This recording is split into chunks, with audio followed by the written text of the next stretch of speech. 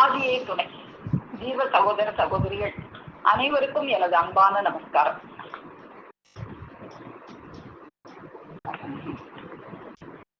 நாசிக்கு வெளியே மூச்சோடாத தவ வல்லபம் கொண்ட நமது பெருமானவர்கள் நமது இந்த துக்க தேகத்தை மாற்றுவதற்காக தாம் துக்க தேகம் ஏற்று வந்து அவர்கள் பட்ட பாடுகளை எல்லாம் நாம் தொடர்ந்து பார்த்து கொண்டு வருகிறோம்.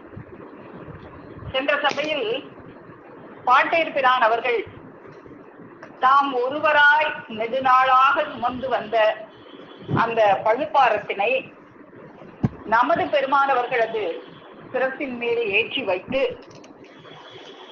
தாம் பழுப்பாரம் மாறிய மகிழ்ச்சி தலைவராய் இருக்க அந்த சுமையை தாங்கிக் கொண்ட நமது பெருமானவர்கள் தாங்கள் பெற்ற அந்த சன்னத திருக்கங்கன காப்பாகிய அந்த மெய்யை எங்கே, எவ்வெல்லை, எவ்வூரிலே, எச்சாதி எக்குலத்தே இதற்கென்று பிறந்து தலை நிமிர்ந்து இதயம் பொலிவேற்றம் ஏறி வர இருக்கும் மனுக்கோலங்களை கண்டுபிடித்து இந்த உழவு விளைவேற்றுதல் என்னும் இந்த அறம் செயல் விரிப்பை நடத்துவது எங்கெங்கே எப்படியாக நடக்க இருக்கின்றனவோ என்று இடையறாது அவர்கள் சிந்தையில் எண்ணி எண்ணி வருந்தியதையெல்லாம் நம்ம பார்த்தோம்.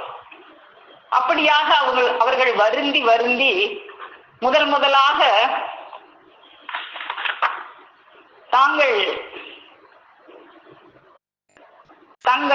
தங்களுக்கு அறிமுகமான அந்த எல்லைக்கு செல்லலாம் என்று முதலில் நினைவுற்று அங்கெல்லாம் அவர்கள் வந்து முன்னே பார்த்த கண்ணை கொண்டு இப்போது பார்ப்பார்கள். அப்போ அவர்கள் வந்து கொஞ்ச நேரம் மட்டுமே பேசுகின்ற, சிறிது நேரம் மட்டுமே வேடிக்கை பார்க்கின்றவர்களைப் போல உகப்பார்களே அல்லாது கவனித்து நிலைத்து நின்று நற்பயனடைய நீடு நில்லார்கள் என்று எண்ணி, மேலும் எல்லாம் இழந்து போய்விட்ட ஏழை என கருதி ஏளனம் செய்வார்களே என்றெல்லாம் எண்ணி அவர்களுடைய உள்ளத்தில் இந்த மெய்யை புகுத்த ஏறாதென நினைத்து தாம் பிறந்த ஊரை சிந்தை நின்றும் ஒதுக்கிவிட்டு அவர்கள் இந்த மதுரை மாநகரம் நோக்கி வந்து அந்த மதுரை நகரத்திலும் அந்த முதலாக அவர்கள் அந்த அந்திக்கரை பொற்றையில் சாமியார் வேடமிட்டு இருந்த துஷ்டர்களை சந்தித்து சலிப்புற்று இனி இந்த வேடதாரிகள் வேண்டாம், இல்லறத்தாரை நோக்கி செல்வோம் என எண்ணம் கொண்டு அவர்கள் மதுரை என்பதிக்கு வருகிறார்கள். அத்தனாமான்ம கோடி கனுகூலம் உத்தம யூகம் ஒன்று உண்டாக்கவே ஒத்தையாய் மதுராபுரி உற்றங்கண் சுத்தமே வழி ஆரம்ப செஞ்சோலே. உங்களுக்கு துணை யாரு இருந்தாங்களா? ஒரே ஒரு உயிர் துணையாக பற்றி கொண்டிருந்த பாட்டேர் பிரானவங்களும் நீங்க தனியதான் போகணும் அப்படின்னு சொல்லிட்டாங்க. அப்போ ஒத்தையாக வந்து அவங்க இந்த மதுரை மாநகரத்துல இல்லறத்தில் இருக்கின்ற அந்த மக்களை தேடி அவங்க கடை வீதி ரோடு பாதை சத்திரம் மடங்கள் ஜனக்கூட்டங்கள் நிறைஞ்சு வழிகிற இடங்கள் எல்லாம் தங்கள் பிள்ளைகளை தேடி அலைகிறாங்க. அப்போ அங்க பார்த்த மக்கள் எல்லாம் அவங்க சிவா சிவா அப்படின்னு கோயில்ல சத்தம் கேக்குது, பள்ளிவாசல் ஹதீஸ் தலங்கள்ல எல்லாம் சுபஹான் அல்லாஹ் அப்படிங்கிற துணி கேக்குது. இப்படி எல்லாம் பற்பல வாராக கேக்குது, பல பல கூட்டங்கள்ல எல்லாம் கேக்குது. அதை கேட்ட உடனே தெய்வம் அவங்க என்ன நினைக்கிறாங்க, இவங்க எல்லாம் வந்து நாம எப்படி ஒரு காலத்துல இருந்தோம், இந்த பொய் பேயாண்டியர்களுடைய எக்காலமும் செயலுக்கு வராத இருளுரைகளை கேட்டுக்கொண்டிருந்தோமே, அதே போல இவங்களும் இருக்காங்க. அப்போ நாம வந்து அந்த இருளுரைகளை கேட்டுக்கிட்டு இருக்கும் போது முதலாக ஒரு அருளுரை கொண்ட ஒரு பெருமான் அவங்களை சந்திச்சோமே, சந்திச்சு அவங்க முதலாக வித்யாதத்துவம் அது உன்னுள் எங்கே அப்படின்ற ஒரு கேள்வி ரூபமான செயல் அறிவுரையானது செவியில புகுந்த மாற்றத்திலேயே இது ஒரு மெய்யான செயல்படுத்த உழவும் நிஜ வழிபாட்டின் அறிவித்தீர்ப்பு வாய்மையென சிந்தையில் பாய்ந்து அப்படியே உயிர் நீத்த உடலுக்கு உயிர் வந்து புகுந்தது போல எண்ணி இதோ நிஜமான ஜீவபாட்டை இருக்கிற வாய்மை துலங்குவதுடனே ஞான வாழ்வுக்குடைய தூளமலை பிம்பம் இருக்கிறது என்று அது நேரமே பற்றி கூடினோமே. எப்படி அவங்கள பார்த்த உடனே அது நேரமே தாய் தந்தையர் மனைவி மக்கள் வீடு வாசல் சொத்து சோகம் எதுவும் கண்ணுக்கு தெரியலே, அவங்க அவங்க ஒருவர் மட்டுமே தானே தெரிஞ்சாங்க, அவங்களை அப்படியே பற்றி கொண்டோமே. அது போல இன்னைக்கு இவங்களெல்லாம் ஞானத்தை தேடி கோயில்லையும் பள்ளிவாசல்லையும் கோயில் ஆலயங்கள்லையும் இவங்க தோற்றம் பண்ணிட்டு இருக்காங்களே. நம்ம நிஜமான அந்த மெய்யை கொண்டு போனோடனே இவங்களும் அதே மாதிரி நம்மளை பற்றி கொள்வாங்க. நாம எப்படி பாட்டை பெறான் அவர்களை பற்றி கொண்டோமோ அது போல இவர்கள் தன்னை பற்றி கொள்வார்கள் என்ற ஒரு பேராசை கொண்டு வர்றாங்க. அதுக்கு தெய்வம் அவங்க ஒரு அழகான அந்த ஒரு ஓமானம் சொல்றாங்க. பிள்ளை இல்லாதவர் பீச்சிலையை முகந்தா போலுன்னு ஸ்லோகத்தை போல் இருக்கின்றார்கள். பிள்ளையே இல்லாதவன் ஒரு பீச்சிலையை முகந்து பார்த்துக்கிட்டு இருக்கிறவனுக்கு பிள்ளை கிடைச்சா எவ்வளவு சந்தோஷமா இருக்கும். அது போல நாம கிடைச்ச உடனே இவங்க எல்லாம் நம்மளை பற்றி கொள்ள போகிறார்கள். நிஜமான வார்த்தைகளை கேட்ட மாத்திரத்திலேயே கூட்டமாக சாஞ்சிருவாங்க. நம்முடைய இந்த ஜீவேச வாழ்வாகிய சிரஞ்சீவி மெய்யை பெறப்போகிறார்கள் என்ற பேராசை உற்றவர்களால் அப்படிங்கிற ஒரு பேராசை கொண்டு தெய்வம் அவர்கள் அந்த முதலாக மதுரை மீனாட்சி அம்மன் கோயில்ல மேல கோபுரத்தின் உள்புறம் அந்த மேலாடி வீதியில ஒரு தென்பாக மகிழ மரத்தடி, இன்னைக்கும் அந்த மகிழ மரம் இருக்கு அந்த கோயில்ல. அந்த மகிழ மரத்தடி நிழல்ல போய் அங்க கூடியிருந்தவங்களை நோக்கி முதலாக அந்த பிரம்மமானது உதயம் செய்கிறது. அந்த பிரம்மம் பிரகாசத்தோட எழும்பி முதல்ல உதயம் செய்தது. இப்போ இந்த இடத்துலதான் உதயம் செய்கிறது. அதனாலதான் நாம ஆரம்பத்துல தெய்வம் அவங்களை இந்த இடத்துல சொல்லும் போது பிரம்மோதய சாலை ஆண்டவர்கள் எப்பெல்லாம் அவங்க பிரகாசம் ஆயிட்டாங்க. அந்த பிரம்மமானது உதயமாகி இப்ப பிரகாசமாகி அது பிரம்ம பிரகாசமாக இருக்கு. அது எப்படி முதலாக அந்த திருப்பரங்குன்றன் குகையினை விட்டு வெளியே வரும்போது எப்படி அவங்க வெளியே வரும்போது அந்த சூரியனானவன் தமது ஆயிரங்கரண கரங்களினாலே வையமும் வானமும் நிறைந்த அந்த இருள் அனைத்தையும் எடுத்தெடுத்து உண்டு விட்டு அவங்க அந்த திருப்பரங்குன்ற குகையிலிருந்து வெளியே வரும்போது சூரியன் தனது ஆயிரங்கரண கரங்களை நீட்டி இந்த உலகத்துல நிறைந்திருந்த இருளெல்லாம் எடுத்தெடுத்து உண்டு விட்டு தமது ஒளி எரியும் கிரணக்கரத்தினாலே முகடலாம் தடவி அந்த கீழ்த்திசை குணக்கடலினுடைய வயிற்றினை பீறிக்கொண்டு எழும்பி உதயம் செய்தது போல தெய்வம் அவர்கள் அந்த இடத்துலதான் உதயம் செய்தாங்க. தங்களுடைய அந்த கிரண கரங்களினாலே இந்த உலகத்துல நிறைந்திருக்கிற இந்த இருளெல்லாம் எடுத்து உண்டு விடுவதற்காக அவங்க முதலாக அந்த பிரம்மமானது அந்த மகிழ மரத்தடியிலே உதயம் செய்தது. அப்போ உதயம் செய்து அப்படி இருக்க அந்த மக்கள் எல்லாம் கேட்டாங்களா அப்படின்னா அவர்கள் எல்லாம் புதுமை பூத்தவர்களை போல தெய்வம் அவர்களுடைய அந்த வாக்கினை கேட்கிறாங்க, ஆர்வமா கேட்கிறாங்க. ஆனா புதுமை பூத்தவர்களை போல தலையை ஆட்டி கொண்டிருந்து நெடுநேரம் வரை இருந்து விட்டு சிலர் பேசாமல் எழுந்து போனவர்களும் கேட்டுட்டு பேசாம போறாங்க. சில பேரு சிலர் இன்னைக்கு நல்ல காலட்சேபம் கேட்டோம், புண்ணிய வசனம் என்று காதில் கேட்டோம் என்று பேசி கொண்டு போன கோலூன்று வயோதிகர்களும் இவர் நல்லா பேசுகிறார் ஐயா சாட்டை அடித்தது போல் என்று கூறிக்கொண்டு போனவர்களும் இவங்களோட சர்டிபிகேட்டுக்காகவா அவங்க பேசினாங்க, நல்லா பேசுறீங்க அப்படின்னு சொல்லிட்டு எந்திரிச்சு போனவங்களும் இப்படியாக எழுந்து போய்விட்டார்களே தவிர ஒருவருக்காவது உணர்ச்சியில் பட்டு இது தங்களுக்கு வேண்டும் என்று நினைவேறி நின்று கேட்கவே இல்லை. அதுக்கான ஒரு அடையாளம் கூட தெரியல. தெய்வம் அவர்கள் ஒரே ஒரு வார்த்தை தானே பாட்டு இருக்கிறார் அவர்கள் கேட்டாங்க. நீங்க அந்த ஜீவதேகத்துல இருக்கும்போது அந்த சீதனம்ங்கிற அமானித பொருள் வாங்கிட்டு வந்தீங்களே அது உண்மையில் எங்கே அப்படின்ற ஒரு கேள்வி கேட்ட உடனே இதோ நிஜமான ஜீவப்பாட்டை இருக்குதேன்னு நினைச்சு அது நேரமே பற்றி கூடிட்டாங்களே. ஆனா இவங்களுக்கெல்லாம் எவ்வளவு சாங்கோப சங்கமாக தெய்வம் பேசிக்கிட்டே இருக்கிறாங்க. தனக்கு வேணும்னு ஒருத்தருக்கு கூட அந்த எண்ணம் வராதது கண்டு தெய்வம் அவர்கள் ஏமாற்றமுடுறாங்க. ஏமாற்றமுற்றவர்களாய் வியப்புற்றார்கள். எனினும் அவங்கதான் எதுலையுமே சோர்ந்து போக மாட்டாங்களே. சோராத சித்தத்தினாலே அங்க நிறைய இடத்துல பேசி பேசி பேசி பேசி பார்த்துக்கிட்டே இருக்காங்க. அப்படி பேசி பார்க்கும் போதும் எங்கேயுமே அது செவிடர்கள் காதில் சங்கோசை நுழைய வைப்பது போல் இருக்குது. அந்த காதுல இந்த சங்கோசை நுழைய மாட்டி. அப்போ தெய்வம் அவர்கள் என்ன என்றாங்க, இது ஒரு ஆடம்பரமான பட்டணமா இருக்கு, அதனால இங்க வெளி மினுக்குப்பாடு அதிகமாக இருக்கிறதுனால இவங்க ஞான வாழ்வுல லட்சிய உணர்வு இல்லாம இருக்கிறாங்க.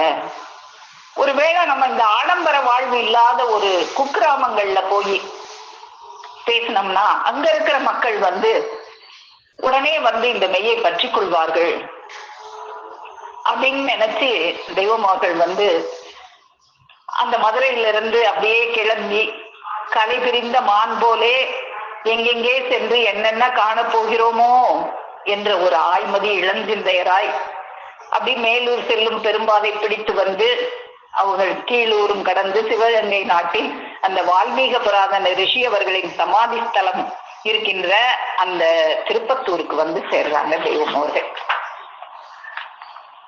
அப்போ திருப்பத்தூருக்கு அவங்க வந்த பிறகு அங்க திருப்பத்தூர்ல இருக்கிற மக்கள், மதுரை மக்கள் தான் கேட்கல, இந்த திருப்பத்தூர்ல இருக்கிற மக்கள் கேட்டாங்களா அப்படிங்கிறத பார்ப்போம். இப்ப இந்த திருப்பத்தூர்ல புராதன ரிஷி ஆகிய வால்மீகி ரிஷி அவர்களினுடைய சமாதி ஸ்தலம் இருக்கு. அத சால்மல் குளம் அப்படின்னு சொல்லுவாங்க. இந்த பாரத பூமி புகழ் நாரத மகா முனிவர் அவர்களின் கல்கி புராணத்தில் இது சீதளி பொய்கை வளநாடு அப்படின்னு குறிக்கப்பட்டு இருக்கு. அப்போ இங்க இருக்கிற மக்கள் ஞான இச்சையோட தான் இருப்பாங்க அப்படின்னு நினைச்சு நம்முடைய தெய்வம் அவர்கள் அந்த திருப்பத்தூர்ல பேசி பாக்குறாங்க. திருப்பத்தூர்லயுமே அங்க ஒரு பட்ச காலம் வரை அங்க இருந்து சாங்கோப சங்கமாக அங்கேயும் பேசுறாங்க. அந்த திருப்பத்தூர்ல அவங்க கோட்டை சுவரை அருகில் நின்று செய்த பிரசங்கம் இதெல்லாம் அது வார்த்தையால வர்ணிக்க முடியாது. அப்படியான அந்த வசனங்களுக்கு வீதி முனையில நின்று சாங்கோப சங்கமாக முழக்கிக்கிட்டே இருக்கிறாங்க. அப்பையும் அந்த மக்களிடையே எவ்வளவு விலக்கி இருந்தும் அதுவும் அவர்கள் செவியில் ஏறாதது கண்டார்கள். அப்போ என்ன செய்யறாங்க, இதுவும் ஒரு பெரிய ஊரா தான் இருக்கு திருப்பத்தூரும், கொஞ்சம் குக்கிராமங்களுக்கு நம்ம போவோம் அப்படின்னு நினைச்சு அங்க திருப்பத்தூர்ல ஏதாவது ஒரு மடத்துல தங்கி இருந்துட்டு அந்த சுற்று வட்டாரத்துல இருக்கிற குக்கிராமங்களுக்கு போய் முதல்ல ஒரு 10 பிள்ளையாவது சேர்க்கணும் அப்படிங்கிற எண்ணம் கொண்டு குக்கிராமங்களில் சென்று போதிப்போம், ஒரு 10 பிள்ளைகளாவது சேர மாட்டார்களா என எண்ணியவர்களாய் அதிலிருந்து மேலும் மேலும் சேர்த்து கொள்ளலாம் என்று கருதி குக்கிராமங்களை நோக்கி செல்லலானார்கள். அப்படியாக அவர்கள் சுக்காம்பட்டி, கருங்குளம், கோட்டூர், துறைப்பட்டி, திருக்கோஷ்டியூர் முதலான ஊர்களுக்கெல்லாம் அது 18 முதல் 20 மைல் தினமும் நடப்பாங்களாம். நம்மளால நம்ம சாலைக்கு போட விடுதியில இருந்து ஆலயத்துக்கு நடந்து போறதுக்கு முடியலன்னு வெளியே இருக்கிற விடுதியில இருந்து ஆட்டோவில் வச்சு நம்ம எல்லாம் இறங்கிக்கிட்டு இருக்கோம். அவங்க ஒவ்வொரு நாளும் 18 முதல் 20 மைல்கள் நடந்து வெவ்வேறு ஊர்களுக்கு சென்று பிரசங்கிப்பார்கள். காலை மாலை நேரங்கள் தவிர பகல் பூரா கிராமாந்தரங்களுக்கே சென்று போதிப்பார்கள். சாயங்காலம் திருப்பத்தூர் ஆலயத்தில் அந்த 63 நாயன்மார் மடத்தில் தங்குவார்கள்.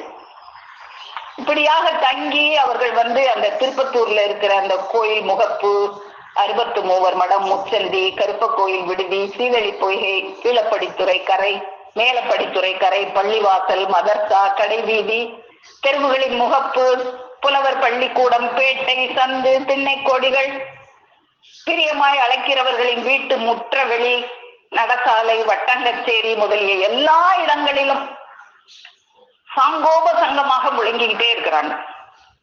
அப்ப திருப்பத்தூர் வைரவன் கோவில் தெற்கு வீதி முச்சந்தியில் நின்று கொள்வார்கள். அப்போ கூட்டம் அதிகமா இருந்தா அங்க இருக்கிற ஒரு வண்டியின் மேல ஏறி நின்று கொண்டு அவங்க இனிய குரலோசை கொண்டு ஓங்கி ராகமா பாடுவாங்களாம். அந்த பாட்டை கேட்டாவது மக்கள் திரண்டு வரட்டும் அப்படின்னு. அப்போ அவர்கள் பாடலை கேட்டு கண்ணு கெட்டிய தூரம் வரை கூட்டம் கூடிவிடும். எல்லாமே அங்க இருந்தவங்க நிறைய பிராமணர்களா இருந்தாங்களாம்.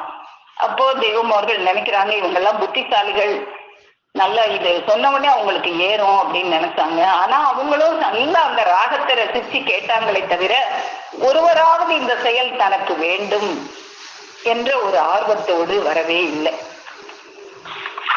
அப்போ தெய்வம் அவர்கள் என்ன நினைக்கிறாங்க, இங்கேயும் அது மாதிரி நமக்கு மக்கள் ஒரு 10 பிள்ளைகளாவது கிடைக்கும்னு பார்த்தோம், ஒரு 10 பிள்ளைகள் கூட நமக்கு கிடைக்கலையே அப்படின்னு நினைச்சு அவங்க திருப்பத்தூர்ல நிறைய அப்படியே ஆரம்ப கால அந்த பிரச்சாரம் செஞ்சு வரும்போது அவங்க அந்த பள்ளிவாசல் மடத்துல இங்கதான் தங்கி இருக்கிறாங்க. அப்போ அந்த ஊர்ல இருக்கிற ஒருத்தர் அவங்க இப்படி பள்ளிவாசல் மடத்திலே தங்கி இருக்காங்களேன்னு சொல்லி ஒரு இரக்கம் கொண்ட ஒருவர், ஒரு பெரிய தனக்காரர், ஐயாத்துறை அம்பலம் அப்படின்னு தெய்வம் அவங்க குறிப்பிடுறாங்க. அவங்க நம்முடைய பெருமானவர்களுக்கு அவருடைய இடத்துல ஒரு சின்ன ஒரு குடிசை மாதிரி ஒரு கொட்டகை மாதிரி போட்டு கொடுத்து நீங்க இங்க தங்கிக்கோங்க அப்படின்னு சொல்லி தெய்வம் அவர்களை அங்க தங்க வைக்கிறாங்க. அவரும் நானும் தினமும் உங்களை தரிசிச்சு வணங்குவேன் அப்படின்னு சொல்லி அவங்க இடத்துலயே ஒரு கொட்டகை போட்டு கொடுத்து தெய்வம் அவர்கள் அங்க தங்குறாங்க. அப்போ பிரசங்கமெல்லாம் முடிச்சு அந்த குடிசையில தங்குவாங்க. அப்போ இந்த குடிசை இருக்கிறது கூட சில நேரம் அவங்க மறந்து போயிரும். பிரசங்கங்கள்லாம் முடிஞ்சு ஜனங்கள் கலைந்து போவதை பார்த்து இவங்க எல்லாம் எங்கேயோ போறாங்க, நாம் எங்க போறது, நமக்கு குடிசை ஒன்றும் இல்லையே, நம்ம எங்க போய் தங்குறதுன்னு ஒரு நேரம் அந்த குடிசை இருக்கிறது கூட மறந்து போயிரும். அப்புறமா கொஞ்சம் அது ஒரு புகை போன்ற ஒரு நினைவு அந்த குடிசை இருக்கிறது ஞாபகம் வரும். அதுக்கப்புறம் அந்த குடிசையை நோக்கி வருவேன் அப்படின்லாம் தெய்வம் அவர்கள் அருள் செஞ்சிருக்காங்க. பிரசங்க தலங்களில் பேச்சின் முடிவில் ஜனங்கள் கலைந்து போவதை பார்ப்பார்கள். இவர்கள் எங்கே போகிறார்கள், நாம இவ்வளவு பேசுறமே, நம்மளை உடனே பற்றி கொள்ளாம எங்கேயோ கலைந்து போறாங்களே, இவங்க எல்லாம் எங்க போறாங்க, எங்கும் அவஸ்தை மண்டி கிடக்கிறதே, அவஸ்தை இல்லாத இடம் இல்லையே, அவஸ்தையை தேடி ஓடுறாங்களே எப்படி என்று எண்ணுவார்கள். அப்போது அவர்கள் திருவுள்ளம் உலக உணர்வுகள் கடந்த நிலையில் இருக்கும். ஜனங்களுக்கு வீடு, நிலம், சொத்து, சுகம், ஜோலி இருக்கிறது, அவங்களுக்கெல்லாம் சொத்து, சுகம், ஜோலி இருக்குது, அதுக்காக போறாங்க போல. நமக்கு தான் ஒண்ணு இல்லையோ. எல்லோரும் போவதை பார்ப்பார்கள். தாங்கள் நின்று கொண்டிருப்பதை பார்த்தால் ஏதும் தவறாக நினைத்தால் என்ன செய்வது என்று தாங்களாக ஏதோ ஒரு திக்கு நோக்கி செல்வார்கள். அவங்கெல்லாம் போகும்போது தங்களுக்கு ஒரு குடிசை இருக்கிறதே மறந்து அப்படி பிரமிச்சு போய் நிற்பாங்களாம். அப்ப பாக்குறவங்க இவருக்கு என்ன வீடு வாசல் இல்லையா, இவர் என்ன இப்படியே நின்றுட்டு இருக்கிறாருன்னு நினைப்பாங்களேன்னு அவங்க பாக்குறதுக்காகவே ஏதோ ஒரு வீடை நோக்கி போற மாதிரி அப்படி வேகமா அவங்க வீட்டை நோக்கி போற மாதிரி போவாங்களாம். சற்று தூரம் சென்ற பிறகு தங்களுக்கும் ஒரு குடிசை இருப்பது நினைவுக்கு வரும். அப்போ அந்த இருளில் இருந்து ஒரு குடிசை பிதுங்கி வெளியே வரும்போது போல் அவர்கள் நினைவில் தட்டும். பிறகு அங்கே சென்று தங்குவார்கள். இப்படியாக தெய்வம் அவர்கள் அந்த திருப்பத்தூர்ல இருந்துட்டு அந்த பிரசங்கத்தை செய்து கொண்டு வந்துகிட்டு இருக்காங்க. அப்போ தெய்வம் அவர்கள் அந்த திருப்பத்தூர்ல இருக்கும்போது அவங்க மேல ஒரு அம்மையார் ரொம்ப பற்று கொண்டு தெய்வம் அவர்கள் இவங்க ஒரு மெஞ்ஞானியாக இருக்கும், இவ்வளவு முழங்கி இருக்காங்களே, உம்மு சல்மா அம்மையார் அவர்கள், அவங்கதான் முதலாக தெய்வம் அவர்களை பார்த்து அவங்ககிட்ட நீங்க உண்மையிலே பெரிய ஞானி, நீங்க எனக்கு முறியீடு கொடுக்கணும் அப்படின்லாம் சொல்லி அம்மையார் கேட்டதாக தெய்வம் அவர்கள் குறிப்பிடுறாங்க. அப்போ குணங்குடியார் அவங்களுக்கு முகமது மீரா ராவுத்தர் அப்படிங்கிறவங்க அவங்களுடைய இப்போ ஏற்கனவே ஒரு குடிசையில இருந்தாங்க. அந்த ஐயாத்துறை அம்பலம் அவங்க கட்டி கொடுத்த அந்த ஒரு குடிசையில இருந்தாங்க. அதுக்கப்புறம் முகமது ராவுத்தர் அவங்க அவங்க வீட்டுக்கு பக்கத்திலேயே இருந்த ஒரு காலி மனையில ஒரு வீடு கட்டி கொடுத்து நீங்க இங்க தங்கிக்கோங்க, நாங்களும் உங்களை தினமும் தரிசிச்சு உங்களுக்கு நாங்க பணிவிடை செய்வோம் அப்படின்னு சொல்லி தெய்வம் அவர்களை அங்க தங்க வச்சு, அப்போ அதுல இருந்து தெய்வம் அவர்கள் அங்க தங்கி இருக்காங்க. நிறைய பேர் அங்க தெய்வம் அவர்களை பார்த்துட்டு போறாங்க. அப்போ அங்க தங்கி இருக்கும் போது தெய்வம் அவர்கள் நிறைய பேருக்கு அவங்க அங்க வச்சு உபதேசம் எல்லாம் கொடுத்ததாக தெய்வம் அவர்கள் குறிப்பிட்டிருக்காங்க. வீர்கலை ராவுத்தர், தையற்காரர் பீர் முகமது, நத்தர் ராவுத்தர், முகைதீன் பிச்சை முதலியோர் எங்கள் தேவபிரானிடம் வந்து உபதேசம் பெற்று அங்கு வருவதும் போவதுமாக இருக்கிறாங்க. இப்படியாக தெய்வம் அவர்கள் வந்து அங்க பேசுறத பார்க்கும்போது சிலருக்கு வந்து தெய்வம் அவர்கள் மேல பொறாமை வருது. அங்கேயே வந்து ஒரு 50 பேருக்கு மேல தெய்வம் அவர்களுக்கு சீடராக அங்க சேர்ந்துட்டாங்களாம். இப்படியாக 50 பேருக்கு மேல சீடராக சேர்ந்த உடனே அந்த திருப்பத்தூர்லயும் சுற்றி வட்டாரத்திலையும் பெருமானவர்கள் செய்கிற அந்த பிரசங்கத்தை கேட்டு நிறைய பேர் தெய்வம் அவர்களுக்கு அடியார்களாக ஆக ஆரம்பிச்சுட்டாங்க. கூட்டம் பெருக ஆரம்பிக்குது. அப்போ பெருமானவர்களுடைய புகழ் அந்த திருப்பத்தூர் முழுமையும் பரவ ஆரம்பிக்குது. அப்படி ஆரம்பிக்கும் போது ஒரு கூட்டம் வந்து பொறாமை கொள்கிறாங்க. எங்கேயுமே ஒருத்தவங்க நேர்மையா ஒண்ணு செஞ்சிட்டு இருந்தா அதுக்கு எதிரிகள் கூட்டம் வந்துருமே.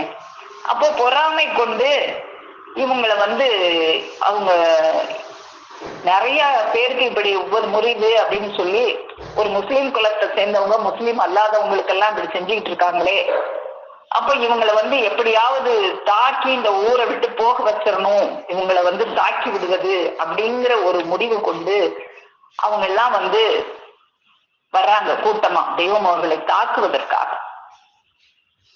அப்போ பெருமானவர்கள் தங்கி இருந்த அந்த வீட்டுல வெளித்திண்ணையில ஒரு நாள் அவங்க ஓய்வாக அமர்ந்திருக்கிறாங்க. அவங்க திருக்கரத்தில் எப்போதும் இளங்கும் அறிவாளை தீட்டி வரும்படி கூறி தங்கள் மாணாக்கர் கல்யாண சுந்தரம் பிள்ளை என்பவரிடம் தந்திருந்தாங்க. அவங்க எப்பயுமே திருக்கரத்துல ஒரு அறிவாள் வச்சிருப்பாங்க. அந்த அறிவாள் வச்சிருக்கிறதுக்கும் ஒரு காரணம் இருக்கு, அதையும் தொடர்ந்து பார்ப்போம். அப்போ இந்த அறிவாளை வந்து அவர்கிட்ட கொடுத்து இதை தீட்டிட்டு வர சொல்லி கொடுத்துருந்துருக்காங்க. அதனால அந்த நேரத்துல கையில வந்து அவங்ககிட்ட அந்த அறிவாள் இல்லை. அப்போ அந்த ஆசிரமத்தின் பின்கட்டில் அவர் வந்து அந்த அறிவாளை தீட்டிக்கிட்டு இருந்திருக்கிறார். அந்த நேரத்துல ஒரு சுமார் 40 பேர் ஈட்டி கம்பு கத்திகளுடன் தெய்வம் அவர்களை தாக்குவதற்காக அந்த ஆசிரமத்தை நோக்கி வர்றாங்க. எம்பெருமானார் கையில் ஏதும் ஆயுதமின்றி அவர்கள் வந்து நிராயுதபாணியாக இருக்கிறாங்க. அப்போ தெய்வம் அவர்கள் வந்து அந்த அறிவாளை தீட்டிட்டு இருக்கிற அந்த சுந்தரம் பிள்ளையை அழைக்கிறாங்க. அந்த அறிவாளை கொண்டு வாங்க அப்படின்னு சொல்லி அழைக்கிறாங்க. அவரு வந்து இந்த கூட்டமா இத்தனை பேர் ஆயுதங்களோட வர்றதை பார்த்துட்டு அந்த ஆயுதத்தை அங்கே போட்டுட்டு ஓடி போயிட்டார். அப்போ தெய்வம் அவங்க என்ன நினைக்கிறாங்க, உள்ள போய் அந்த ஆயுதத்தை எடுக்க உள்ள போனோம்னா இவங்களுக்கு பயந்துகிட்டு நம்ம உள்ள போறதாக நினைச்சுக்குவாங்க. அதனால அப்படியே இங்கே நின்று சமாளிக்கணும் அப்படின்னு சொல்லி அந்த குடிசைக்கு அந்த வீட்டுக்கு முன்னால ஒரு தாழ்வாரத்துல பந்தல் மாதிரி போட்டிருக்காங்க.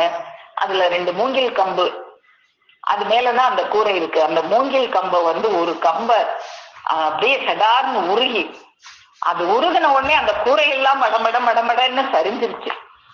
அப்போ அந்த அந்த மூங்கில் கம்ப கையில எடுத்துக்கிட்டு இருந்த அந்த காட்சி வந்து பீமசேனன் எப்படி கதாயுதத்துடன் வருவதாக கதைகளில் சொல்லுவது போல தெய்வம் அவர்கள் வந்து அந்த ஒரு கனத்த அந்த மூங்கில் கம்பை தாங்கி கொண்டு அவர்களை எதிர்கொண்டு வர்றாங்க. ஒண்ணு யாரையும் அடிக்கல, எதுவும் செய்யல. கையில ஆயுதம் இருந்தா தானே எதையும் சமாளிக்க முடியும் அப்படிங்கிறதுக்காக. அப்போ அவங்க அந்த சாதாரண அந்த மூங்கில உருகி அந்த கூரையெல்லாம் சடசடன்னு சரிஞ்ச உடனே இந்த கூட்டத்தினை இதை வச்சு நம்மளை அடிச்சிட போறாங்கன்னு பயந்துட்டு ஐயோ அப்பான்னு கத்திக்கிட்டு ஒருவர் மேல அவங்களே விழுந்து எல்லாரும் அவங்களே விழுந்து ஒருத்தர் மேல ஒருத்தர் காயப்பட்டு வந்தவங்க எல்லாரும் போயிட்டாங்க. அப்படி போனவங்களும் போலீஸ் ஸ்டேஷன்ல போய் கம்ப்ளைண்ட் வேற கொடுக்குறாங்க. இந்த மாதிரி ஆண்டவர்கள் எங்களை வந்து அடிச்சுட்டாங்க அப்படின்னு சொல்லி கம்ப்ளைண்ட் கொடுக்குறாங்க. அப்போ அந்த காவல்துறையினர் வந்து விசாரணை நடத்தும் போதுதான் அவங்களுக்கு தெரியுது அவங்க ஒருத்தரையும் தாக்கல, இவங்கதான் தாக்குறதுக்காக போயிருக்காங்க. அவங்க தற்காப்புக்காக அந்த மூங்கில் கம்ப கையில எடுத்தாங்களே தவிர அதை யாரையும் தாக்கல அப்படின்னு அவங்க விசாரணையில தெரிஞ்சு கொண்டு இந்த வந்த கூட்டத்தார் எல்லாருக்கும் தான் அபராதம் விதித்தார்கள். அப்போ இந்த கூட்டத்தினர் எல்லாரும் வெட்கி தலை குனிந்து அபராதத்தை கட்டிவிட்டு மீண்டு சென்றாங்க. இப்படியான அவங்க என்ன எதுக்காக பிரசங்கம் செஞ்சாங்க, எதுக்காக அவங்கள தாக்க வரணும்? எப்படி இயேசு கிறிஸ்து பெருமான் அவங்க என்ன செஞ்சாங்க, அவங்களை எதுக்காக சிலுவையில அடைஞ்சாங்க?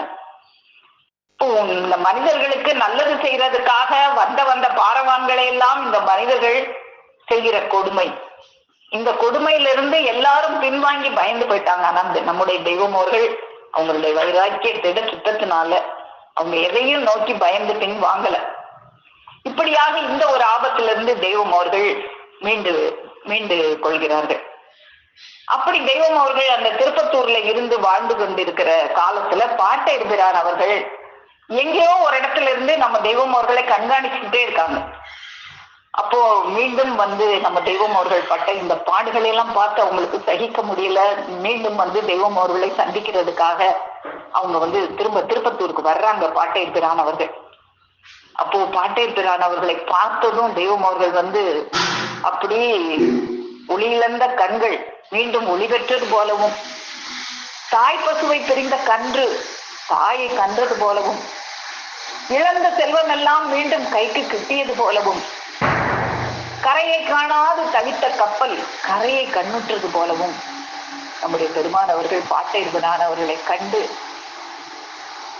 இன்ப வெள்ளம் பெருகி கண்களில் ஆனந்த பாஷ்யம் பொங்க அவர்களை தழுவிக் கொள்கிறார்கள். அப்போ பாட்டையர் பெருமான் அவர்கள் தெய்வம் அவர்கள்ட்ட அது வரைக்கும் நடந்ததெல்லாம் பத்தி விசாரிக்கிறாங்க. அப்போ விசாரிக்கும் போது தெய்வம் அவர்கள் பாட்டையர் பெருமான் அவங்களை பிரிஞ்சு மதுரையில அவங்க சந்திச்சது, திருப்பத்தூர்ல சந்திச்சது எல்லாத்தையும் ஒன்றா சொல்லி கொண்டு வர்றாங்க.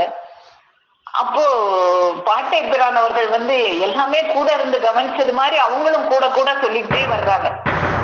அப்போ இவங்களும் எல்லாத்தையும் கவனிச்சே வந்திருக்கிறாங்க அப்படிங்கிறத தெய்வம் அவர்கள் உணர்ந்து கொள்கிறாங்க. அப்போ பாட்டையர் பிரான் அவர்கள் தெய்வம் அவர்களை ஆசீர்வதிச்சு அங்க நீங்க எதையும் கண்டு கலங்கக்கூடாது, நீங்க ஆதியும் நீங்க தான் அந்தமும் நீங்க தான், உங்க கையில எல்லா தவச்செங்கோலும் சர்வ சன்னதங்களும் இலங்குகின்றன, எல்லா தவத்தின் முழு வலிமையையும் தாங்கி நிற்கின்ற திருமகவு நீங்க தான், நீங்க ஓங்கி வாழ்வீங்க, நீங்க உயர்ந்து சிறப்படைவீங்க அப்படின்லாம் வாழ்த்தி அருள்றாங்க.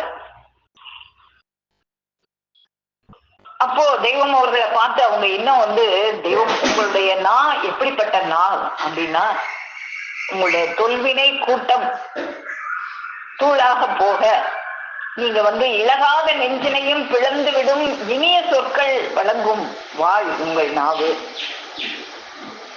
இருளை கடிந்து ஓட்டிவிடும் வளைந்த கூர்வாள் உங்கள் நாவு, உங்கள் நாவு வேதங்களின் பூட்டையெல்லாம் திறந்து தெளிவாக்கும் திறவுகோல், சாதி சிக்கருக்கும் கூர்வாள், அது சிவந்த நிறமுடைய கூறிய வாழ், மக்கள்கிட்ட இருக்கிற அந்த வேற்றுமை கோரங்களை எல்லாம் களைந்திடும் கூர்மையான வாழ், இருபுறம் பதம் சீறி நிற்கும் வாழ், மரணத்தையும் கடிந்திடச் செய்ய அருள்பாலிக்கும் திருத்தமாக இருக்கிறது உங்களுக்கு அந்த தேன்மலை போன்ற அமிர்ததாரை போன்ற இனிய திருமொழிகளை பேசும் வாழ் என்றெல்லாம் பாட்டையர் அவர்கள் தெய்வம் அவர்களை வாழ்த்தி அருளுகிறார்கள். அப்போ வாழ்க்கை அருளிட்டு திரும்பவும் அவங்கள பிரிஞ்சு போகிறதுக்காக தான் பேசுறாங்க அப்படிங்கறத தெய்வம் அவர்கள் உணர்ந்து கொள்கிறாங்க. அப்போ அவங்க இப்படி எல்லாம் சொல்லி அவங்களுக்கு தைரியம் கொடுத்துட்டு இனிமே இப்பயாவது கொஞ்ச நாள் பிரிஞ்சு வந்தாங்க. இப்ப தொடர்ச்சியாக அவங்க பிரிஞ்சு தங்களுடைய அந்த ஜனன பூமியாகி அந்த குனைன் தேசத்திற்கே நான் போக போறேன் அப்படிங்கிறத தெய்வம் அவர்கள்ட்ட அவங்க அருளி செய்யறாங்க. அப்போ அந்த இறுதி திருக்குமாரரை முழுமையாக அவர்கள் பிரிந்திட திருவுள்ளம் கொண்டார்கள். இறுதி நீதி தீர்ப்பினையும் புதிய யுகம் உற்பவம் செய்யும் பொறுப்பினையும் எம்பெருமான் திருச்சிரத்தில் ஏற்றி வைத்துவிட்டு தங்களுடைய அந்த மூலவள நாட்டு எல்லை நோக்கி பயணத்தை தொடங்குகிறார்கள். தாங்கள் அவதாரம் செய்த நாட்டுக்கே சென்றுவிட எண்ணம் கொண்டவர்களாய் அவர்கள் வழி நடக்க ஆரம்பிக்கிறாங்க தெய்வம் அவர்கிட்ட விடை பெற்று. அப்போ தெய்வம் அவர்களுக்கு அந்த தாங்கவே முடியல. தணிகை மலிப்பான் அவர்களை குனைன் தேசத்துக்கு அனுப்பிட்டு நாம என்ன செய்வோம் அப்படின்னு அவங்களுக்கு அவங்கள நிரந்தரமாக பிரிந்து விட போகிறோமா அப்படிங்கிற துக்கம் மேலிடுகிறது, நெஞ்சை பிழிகிறது. அப்போ அவங்கள அவங்க ஒவ்வொன்னையா பாட்டேட்டுறாங்க, அவங்கள நினைச்சு பாக்குறாங்க. அவங்க கூட நடக்கும்போது அவங்களுடைய அந்த விரிந்த கூந்தலாபரணத்தின் அசைவையும், முன்னே சாய்ந்தவாறு நடந்தாலும் பின்னே வரும் நிகழ்வுகளை கவனித்தே நடந்து வரும் அவர்களினுடைய அந்த அழகிய நடையையும், அது நெடுநாளாக திட்டித்து அந்த மனதை ஒட்டி நிறைந்திருப்பதையும் எண்ணி எண்ணி பார்க்கிறாங்க. இந்த காட்சியை இனிமே நம்மளால காண முடியாதா, இனி என்று காண்போம் என்று ஏங்குகிறார்கள். அடுத்தடுத்து முகத்தை பார்ப்பார்கள். போக மாட்டேன் இருக்கிறேன்னு சொல்லிட மாட்டாங்களா அப்படின்னு அவங்க திருமுகத்தை ஏறிட்டு பாக்குறாங்க. சில சமயங்களில் திரு அருள் விரிப்பு விளக்கம் கூறுங்கால் திடமாக தீர்க்கமாக சொல்வதற்காக முகம் நிமிர்ந்து கையெடுத்து விரலை அசைத்து குறிப்பு காட்டும் அழகு வியப்பை அழகை வியந்து நினைந்தார்கள். அவங்களுடைய அங்க அசைவெல்லாம் அப்படி ரசிச்சிருக்காங்க.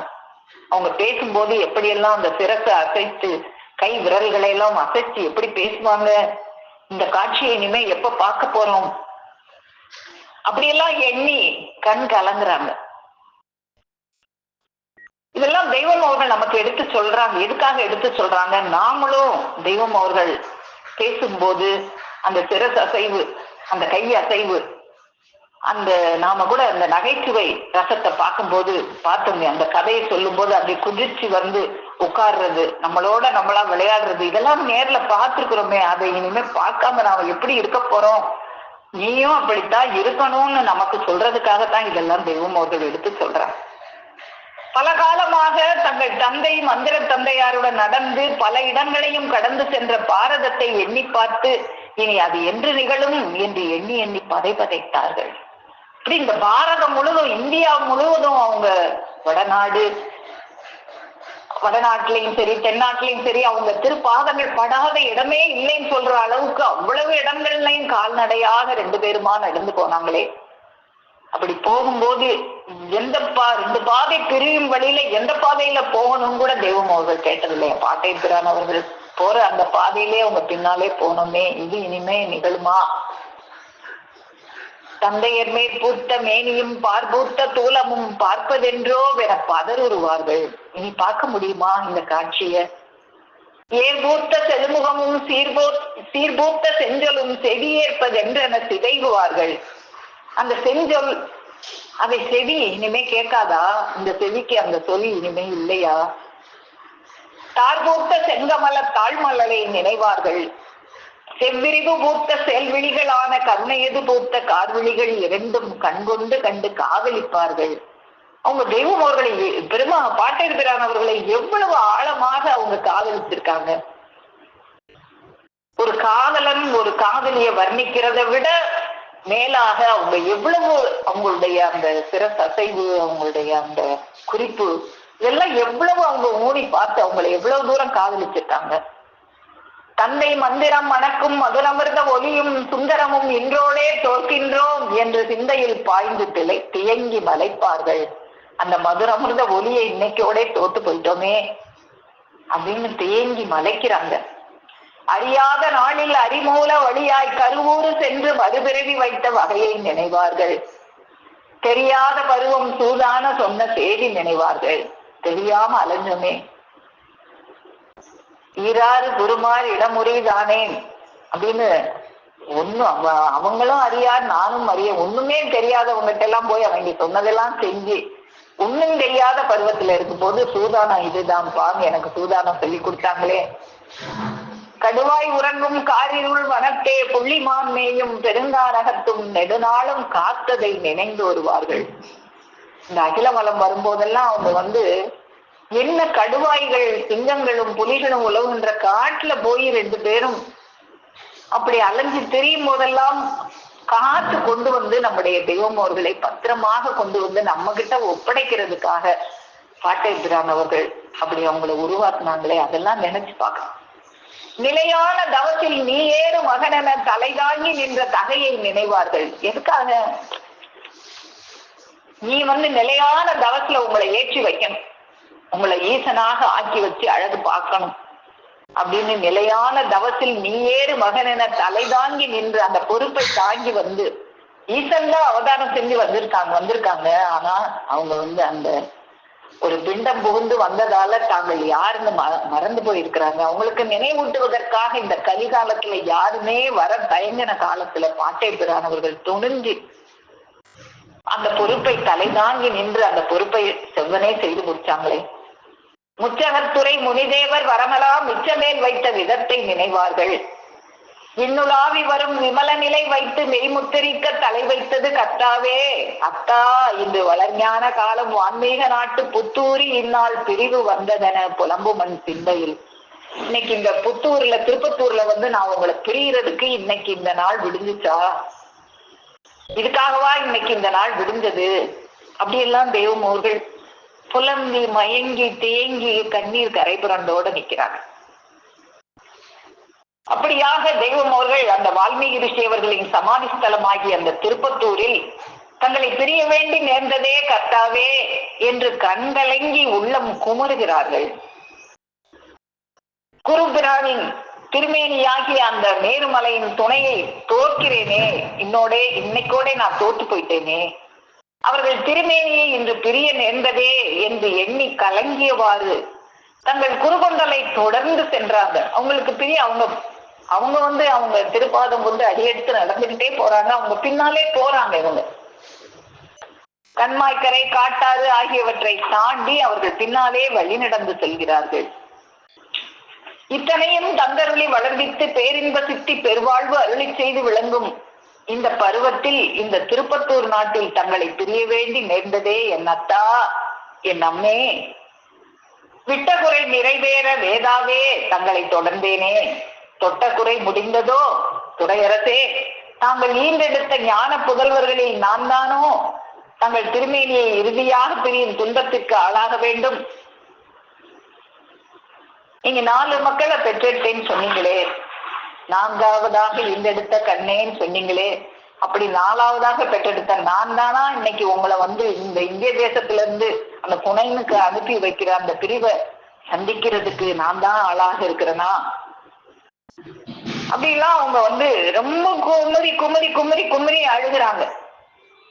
அப்படியாக பாட்டை பிரான் அவர்கள் பின்னாலே போய்கிட்டே இருக்கிறாங்க. சர்க்குரு கொண்டலின் கட்டளையை தவத்திருக்குமாரராகிய எங்கள் பெருமானவர்கள் எண்ணுகிறார்கள். ஆனா கட்டளை இருக்கே, நான் போயிருவேன், நீங்க தான் இருந்து தனிச்சுதான் இதை நடத்தணும். ஆனா தனியே இருக்கேன்னு நினைக்காதீங்க, ஆங்காங்கு கூட பாங்காக வருவேன், உங்க தோல்னா பையில நான் கூடவே தான் இருக்கிறேன் அப்படின்லாம் அருளி செஞ்சதை நினைக்கிறாங்க. அப்படிலாம் நினைச்சு ஏதும் கூற வகையறியாதவர்களாய் கண்ணீர் சிந்திய வண்ணம் நிற்கிறார்கள். அவர்கள் பாட்டேற்கிறான். அவங்க சொல்லிடுறாங்க, உங்க பின்னாலே வர்றதை பார்த்து இதுக்கு மேல நீங்க வரக்கூடாது அப்படின்ற ஒரு கட்டளை போட்டுறாங்க. அதுக்கப்புறம் அவங்க சென்ற திசையே பார்த்து கொண்டு நிற்கிறாங்க. பாட்டேற்கிறான் அவர்கள் கட்டளையை மீற முடியாது. தங்கள் தவத்தந்தையின் திருமேனி கண்ணுக்கு மறைந்தவுடன் அவங்க திருமேனி கண்ணுக்கு மறைகிறவரை பார்த்துக்கிட்டே நிற்கிறாங்க.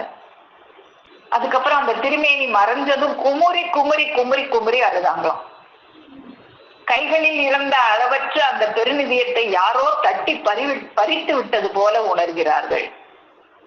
தோன்றல் பார்வையில் இருந்து மறைந்து விட்டார்கள். தாங்கள் தனித்து நின்றார்கள். இந்த உலகத்தில் நமக்கு யார் துணை?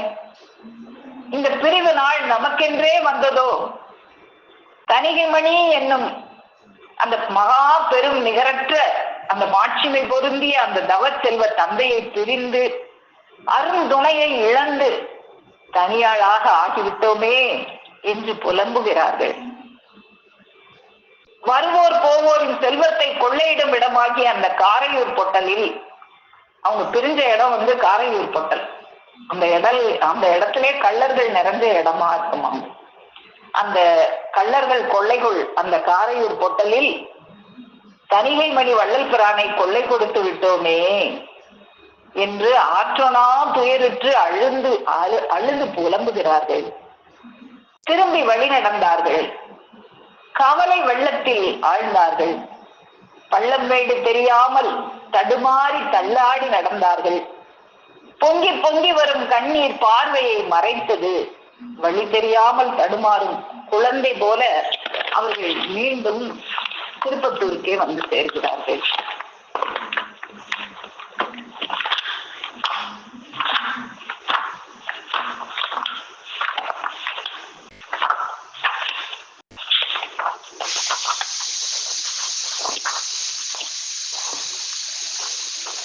தனித்து நின்றன தோன்றல் மறையவே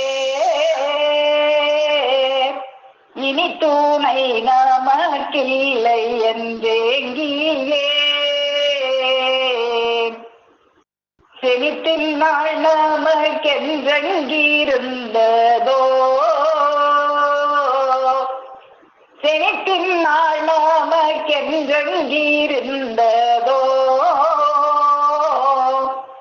தனித்தனிகையை தான் கொள்ளை செய்ததே. இந்த நாள் நமக்கு என்னைக்கு விடிஞ்சு போட்டு வச்சிருந்ததா? இப்படி ஒரு நாள் நமக்கு நம்ம தலையில விடியணும்னு போட்டு வச்சிருந்துச்சா? தணிகை மணிப்பிரானவர்களை கொள்ளை கொண்டு போயிருச்சு. கொள்ளையும் கொடுத்தோமேயும் மண்ணிலே வள்ளல் மேனி வாடி வெண்ணி ஏங்கியே பள்ளம் மேடு வாழி தடம் மாறியே பள்ளம் மேடு வாழி தடம் மாறியே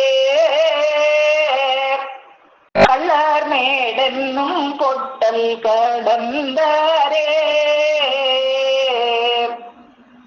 கடந்து சென்று காவலை வெள்ளத்திலே படர்ந்த முச்சகத்து ஜீவ பண்டித தடங்கள் ஆடி கூனிந்து கூளைந்துமே தடங்கள் ஆடி கூனிந்து குளைந்துமே நடந்து வான்மீக நண்பதி வந்தரே. இப்படி எல்லாம் அவங்க கவலைப்பட்டு பாட்டை பிரானவர்கள் கட்டளையை இந்த திறமேல் தாங்கி கண்ணில் நீர் கசிந்து அந்த பெருமான் அவர்களுடைய அந்த திருமேனி மறைஞ்ச போது கட்டியே பறி கொடுத்துட்டோமே அப்படின்னு நினைச்சிட்டு அவங்க வந்து தனியா அந்த பொட்டல்ல இருந்து அந்த காரையூர் பொட்டல்ல இருந்து திரும்ப வந்து அவங்க வந்து திருப்பத்தூரை நோக்கி தெய்வம் அவர்கள் வர்றாங்க. இப்படியாக தெய்வம் அவர்கள் திருப்பத்தூருக்கு வந்து சேர்றாங்க மீண்டும். அப்போ திருப்பத்தூர்ல வந்து தெய்வம் அவர்கள் அங்க இருக்கும்போது அந்த நெடுங்காலம் கண்ட தணிகை வள்ளப்பிரான் ஆகிய பாட்டையர் தணிகை மணிப்பிரான் அவர்கள் அந்த காரையூர் பொட்டல்ல பிரிஞ்ச பிறகு ரொம்ப வேதனையுற்று உயிரும் உடலுமாய் இருந்தது வந்து பிரிய நேர்ந்து விட்டதே அப்படின்னு அதை எண்ணி எண்ணி ரொம்ப வேதனை விடுறார்கள், கண்ணீர் வடிக்கிறார்கள், கலங்கி கதறி துடிக்கிறார்கள். அப்போ அவங்களுக்கு வந்து அந்த திருப்பத்தூர்ல வந்து தங்கி இருக்க ஏனோ அந்த திருவுள்ளத்துல விருப்பம் இல்லை. இந்த திருப்பத்தூர்ல தானே நம்ம பறி கொடுத்தோம் அப்படின்னு சொல்லி அவங்க வந்து அங்க இருந்து வேற பல பக்கத்துல இருக்கிற ஊர்களுக்கெல்லாம் சென்று அங்கெல்லாம் இருக்கிற கொஞ்சம் மாணாக்கர்கள்ட்ட பேச ஆரம்பிக்கிறாங்க. அப்படியாக அவங்க வந்து கீழத்தேவல்பட்டி அருகில் இருக்கிற அந்த ராஜகம்பீரம் இங்கெல்லாம் வந்து அவங்க வர்றாங்க. அப்போ அவங்க வந்து அந்த ஒரு ஊர்ல வந்து அந்த ராஜகம்பீரத்தை சேர்ந்த ஒரு அம்மா, சாமியார் அம்மான்னு அவங்க பேரு. அந்த அம்மா வந்து தெய்வம் அவர்கள் வந்து அந்த அருகில பிரான்மலை அப்படிங்கிற ஒரு இடத்துல இருக்கும்போது தெய்வம் அவர்களை வந்து சந்திக்கிறாங்க. சந்திச்சு அந்த சாமியார் அம்மா அப்படிங்கிறவங்க வந்து ரொம்ப ஒரு ஞான இச்சை கொண்டு நம்ம தெய்வம் அவர்களை பார்த்த உடனே இவங்க வந்து ஒரு மெய்யான ஒரு தேவபெருமானாகத்தான் இருக்க வேண்டும் அப்படின்னு சொல்லி அவங்கள அடையாளம் கண்டு நீங்க வந்து அவங்க வந்து ராஜகம்பீரத்தை சேர்ந்தவங்க, அதனால நீங்க ராஜகம்பீரத்துக்கு வரணும், நாங்கெல்லாம் இருக்கோம் உங்களுக்கு அங்க அப்படின்னு சொல்லி தெய்வம் அவர்களே அவங்கதான் ராஜகம்பீரத்துக்கு அழைக்கிறாங்க. அப்போ தெய்வம் அவர்களும் அதுக்கப்புறமா ராஜகம்பீரத்துல போய் அவங்க அங்க வந்து இருக்கிறாங்க. ராஜகம்பீரத்துல போய் தெய்வம் அவர்கள் அங்க வாழ்ந்து வர்ற காலத்திலையும் அங்க அவங்கள வந்து நிறைய பேர் வந்து இந்த சாமியார் அம்மா வந்து நிறைய பேர்ட்ட இவங்க ஒரு உண்மையிலே உங்க ஒரு உண்மையான ஒரு மெஞ்ஞானி அப்படின்னு சொல்லி எல்லாத்தையும் அந்த பரட்டி விடுறத பார்த்து அந்த ஊர்ல இருக்கிற சில பேருக்கு வந்து இது வந்து பொறுக்க இயலவில்லை. அந்த சாமியார் அம்மாவினுடைய உறவினர்களே வந்து அந்த சாமியார் அம்மாவுக்கும் தெய்வம் அவர்களுக்கும் பகைவர்களாக அவங்க உருவாக்குறாங்க. அவங்க எல்லாம் சேர்ந்து இவங்களை வந்து இந்த ஊர்ல இருந்து விரட்டணும், இவங்க வந்து ஒரு குரு பெருமான் அப்படின்னு சொல்லி நிறைய பேரை தங்கள் பக்கம் சேர்த்துக்கிட்டு இருக்காங்க அப்படின்னு சொல்லி இவங்களை வந்து எப்படியாவது ஊரை விட்டு விரட்டணும்னு கூட நினைக்கல, அவங்கள வந்து கொலை செய்யணும் அப்படிங்கிற அளவுக்கு நினைக்கிறாங்களாம். அப்படியாக நினைச்சு தெய்வம் அவர்களுக்கு அவங்க எப்படியான ஒரு வஞ்சக சதி செஞ்சாங்க, கொலை செய்ய முயன்ற புலையர்களாக அவங்க எப்படி வந்து தெய்வம் அவர்களை வந்து என்ன பாடுபடுத்தினாங்க. ஒரு சமயம் தெய்வம் அவர்கள் 2 நபர்கள் தெய்வம் அவர்கள்ட்ட வந்து வஞ்சகமாக அவங்கள நேருக்கு நேரம் சண்டை போட்டுலாம் அவங்கள வந்து யாரும் வெல்ல முடியாது, ஆனா வஞ்சகமாக செஞ்சு இவங்களை சாட்சி விடலாம் அப்படிங்கிற வஞ்சக எண்ணம் கொண்டு 2 பேர் வந்து தெய்வம் அவர்களை வந்து பணிஞ்சு வணங்குறாங்க. வணங்கி நீங்க எங்களுக்கு முறிவு தரணும், உபதேசம் தரணும், எங்களுக்கு ஞானம் வேணும்னு யாரும் பணிஞ்சு கேட்டா தெய்வம் அவங்கள நம்பிடுவாங்க அப்படின்னு சொல்லி அவங்க நடிக்கிறாங்க. அவர்களுடைய நடிப்பு வந்து நம்பும்படியாக இருக்குது. அப்போ அவங்க வந்து என்ன சொல்றாங்க அப்படின்னா, இங்க வச்சு வேண்டாம், பக்கத்துல ஒரு மலை இருக்கு, அந்த மலையில போய் நீங்க வந்து எங்களுக்கு எல்லாம் முறிவு கொடுக்கணும் அப்படின்னு சொல்லி தெய்வம் அவர்களே அழைக்கிறாங்க. தெய்வம் அவர்களும் அவங்களை யதார்த்தமாக நம்புறாங்க. அப்போ அவங்க கூட சரின்னு சொல்லி அந்த மலைக்கு தெய்வம் அவர்கள் அவங்க கூட போறாங்க. அந்த மலையில ஒரு பெரிய மண்டபம் இருக்கு, அந்த மண்டபத்துல போய் உட்கார்ந்து நீங்க எங்களுக்கு எல்லாம் முறிவு கொடுக்கணும் அப்படின்னு சொன்னோடனே அந்த மண்டபத்துல போய் அமர்ந்து தெய்வம் அவர்கள் அவங்களோட பேசிக்கிட்டு இருக்காங்க. அப்போ இந்த போன நபர்கள் எல்லாம் முதல்ல கொஞ்ச நேரம் தெய்வம் அவர்கள்ட்ட பணிவாக பேசிக்கிட்டே இருக்காங்க. கொஞ்ச நேரம் கழிச்சு அவங்க பேச்சு வேற மாதிரி இருக்கு. விதண்டாவாதமாக தெய்வம் என்ன சொன்னாலும் அதுக்கு ஏற்கு மாறா விதண்டாவாதமாக பேச ஆரம்பிக்கிறாங்க. அப்புறம் கொஞ்சம் சத்தம் கேக்குது, இன்னும் நிறைய பேரை வர வைக்கிறதுக்கு ஏற்பாடு பண்ணிட்டு வந்திருக்காங்க. சத்தம் சலசலன்னு கேக்குது. திரும்பி பார்த்தா அங்க வந்து நீண்ட அறிவாள்களோட இன்னும் நிறைய பேர் அங்க வர்றாங்க. இத வந்து தெய்வம் அவங்க பாக்குறாங்க. அப்போ பார்த்த உடனே தெய்வம் அவர்களுக்கு இவங்களோட சூழ்ச்சி புரிஞ்சிட்டு தெய்வம் அவங்க என்ன இதுல இருந்து நாம எப்படி தப்பிக்கிறது, நிறைய பேர் கையில அறிவாள் முதலான ஆயுதங்களோட இருக்காங்க, தெய்வம் அவர்கள் கையில ஆயுதம் எதுவும் இல்லை, எப்படி நாம தப்பிக்கிறது அப்படின்னு யோசித்து பாருங்க. அந்த நேரத்துல உயிர் பயம், அது எவ்வளவு பயமாக இருக்கும். ஒரு மலையில இத்தனை பேர் வந்து நம்மள கொலை செய்யணுங்கிற நோக்கத்தோட இருக்கும்போது அந்த இடத்துல தப்பிக்கணுமேங்கும் போது அந்த இடத்துல எவ்வளவு அவங்க வேதனைப்பட்டிருப்பாங்க. அப்போ தெய்வம் அவர்களுக்கு வந்து ஒரு எண்ணம் வருது, இது சிறுநீர் கழிச்சிட்டு வந்து பேசுறேன் அப்படின்னு சொல்லிட்டு எந்திரிச்சு போறாங்க. எந்திரிச்சு போய் அந்த மலையில வந்து பாதையே இருக்காங்க, அப்படியே உருண்டு உருண்டு உருண்டு உருண்டு எந்த வழி கிடைக்குதோ அந்த வழியில உருண்டு உருண்டு உருண்டு உருண்டு தப்பிச்சு மேனியெல்லாம் சிராய்ப்பு காயங்கள், எப்படியோ உருண்டு உருண்டு அந்த மலைப்பாதையில கல்லு முள்ளும் மேனியெல்லாம் குத்தும்படி அவங்க உருண்டு வந்து அங்க இருந்து தப்பிக்க. அப்பயும் அவங்க பார்த்துட்டு சிறுநீர் கழிச்சிட்டு வரேன்னு சொன்னவங்களை இன்னும் காணுமேன்னு அப்புறம் தேடி அவங்க வர்றதுக்குள்ளாக தெய்வம் அவர்கள் எவ்வளவோ தூரம் உருண்டு வந்துட்டாங்களாம். அதுக்கப்புறம் தெய்வம் அவர்கள் வந்து அப்படியே வந்து அவங்க இருக்கிற அந்த ஆசிரமத்துக்கு வந்துட்டாங்க. அப்படியாக வந்து அப்போ இந்த நிகழ்ச்சி நடந்ததுக்கு அப்புறமாகத்தான் தெய்வம் அவர்கள் வந்து நமக்கு வந்து ஒரு பெரிய எதிர்ப்பு கோஷ்டி கொலை பண்ற அளவுக்கு நினைக்கிறாங்க அப்படின்னா நாம எப்பயும் உஷாராக இருக்கணும், ஒரு அறிவாள் கையில இல்லாம நம்ம இருக்கக்கூடாது அப்படின்னு தான் அதுக்கப்புறம் வந்து ஒரு நீண்ட வீச்சறிவாளை எப்பயுமே கையில ஏந்திய வண்ணமாகவே அவங்க இருக்க ஆரம்பிச்சாங்களாம். அதுக்கப்புறம் அவங்க யார் அழைச்சாலும் அங்கு செல்வதை நிறுத்தி கொண்டார்கள். யார் கூப்பிட்டாலும் நம்ம போகக்கூடாது, நம்ம இடத்துக்கு வந்தா அவங்ககிட்ட நம்ம பேசலாம், யார் கூப்பிட்டாலும் போகக்கூடாதுங்கிற ஒரு முடிவுக்கு வந்தாங்களாம். இன்னும் இந்த ராஜநம்பீரத்துல அவங்க செய்த அந்த கொடுமைகள் எல்லாம் சொல்லி முடியாது, இன்னும் நிறைய இருக்கு.